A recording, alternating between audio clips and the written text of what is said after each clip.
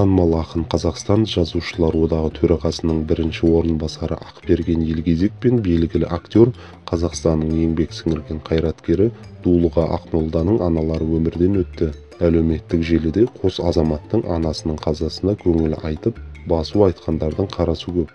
Белгілі ақын Қалқаман Сарин Фейсбуктегі парақшасында Ақберген Елгезектің қайғысына ортақтасқан. Ақберген Елгезектің бауырымның анасы бақилық болыпты. Алла тағала анамызды рахмына бөліп, жанын жәннаттан қылсын, деп жазды ол.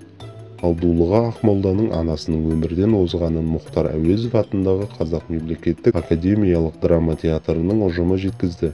Қазақстан Республикасының еңбек сіңірген қайраткері, Қазақстан Жастар одағы сыйлығының лауреаты, кино және театр актері Дулыға Досмағамбетұлы Ақмолданың анасы Оразкүл Тасқынбаеваның мезгілсіз қайтыс болуына байланысты отбасы, туған-туыстарына қайғырып көңіл айтамыз. Анамыздың жатқан жері жайлы болып, рухы пейіште шалқысын, жаны жаннатта болсын, артында қалған ұрпақтарына ұзақты бақытты ғұмыр берсін, делінген көңіл айту мәтінінде.